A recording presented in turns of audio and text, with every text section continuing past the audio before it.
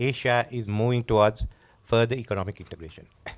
And it is more so in South Asia and the Indian Ocean, which is one of the least economically integrated areas.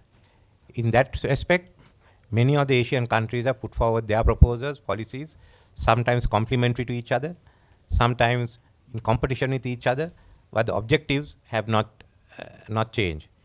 In this respect, Sri Lanka itself is making its contribution by making Sri Lanka the hub of the Indian Ocean.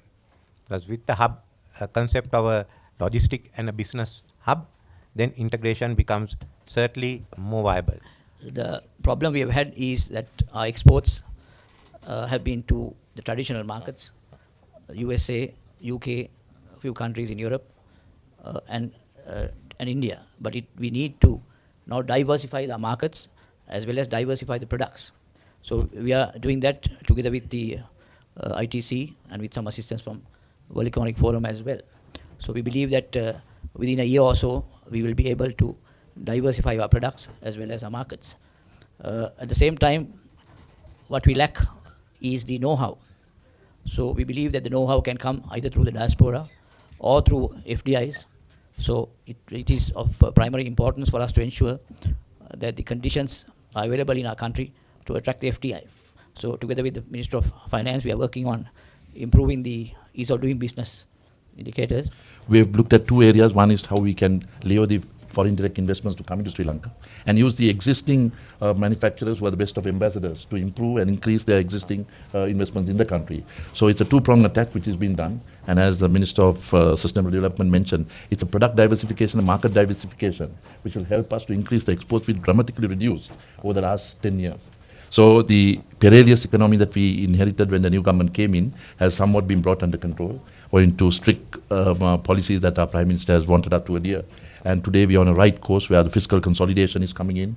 We are ensuring financial discipline is coming in and ensuring that the capital investment goes in for revenues of tomorrow. One thing we realized was we wanted to target 7 areas.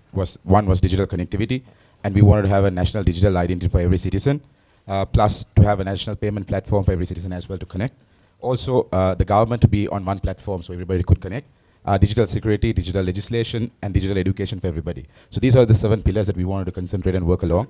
The prosperity plan basically is where we have taken upon about 101 projects, which are more renewable energy projects, irrigation projects, agricultural projects. These are all green projects that will help our economy and help our country to grow. From an optimistic point of view, we are next to India. Prime Minister Modi is coming down to Sri Lanka. And the southern part of the India is going to be one of the biggest growing areas. And even if you look into the whole Bay of Bengal region, we have beyond 2 billion population. That's a huge market. We can tap into that. And then especially the 5 states like Tamil Nadu, Karnataka, Telangana, and then Kerala. There are 5 and Andhra Pradesh. Those 5 states, we should integrate with those economies. We need to integrate Sri Lanka with India. And I promote actively that we should have not just connectivity through means of economy, through means of policy, but also land connectivity. Simply because then it brings the ease of passing through geographical areas, and it increases the economic activity, and with that bring a lot of expansion, growth, and job creation. Now, if you look at it from an international point of view, next 10 decades, if you look into the next 10 years, 1.4 billion new people will walk into the job market. And within the current predictions, we can generate only about 400 million jobs. Then there will be another almost like 800 plus million people who wouldn't have any jobs. What would that create? It will create chaos. It will create uncertainty, and it will create a lot of problems, not just within Sri Lanka, but at an international point of view. So, optimistically speaking, what I would say is that this government has the trust of the people. What they don't have is the capacity and the know-how to pull off this economy to make it a thriving economy. So for that to do, what I would say is that when former President Mahinda Rajapaksa was trying to protect Sri Lanka during the hype of the war, he had this Kalukopi Givisuma with the United National Party.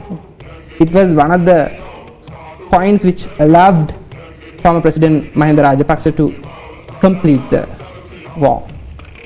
I don't believe in victory through war, but we were able to bring an end to the war. It's because all parties work together, especially the main opposition back in the day, United National Party, was willing to keep their political future aside and support the government for the sake of the country. So I would say that current government has the trust of the people. We don't, that's why we lost. But we have the capacity, we have the solutions, we know how to get things done.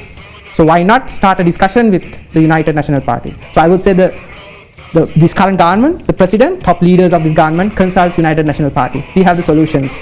So you all might have a better future in politics if you get our support.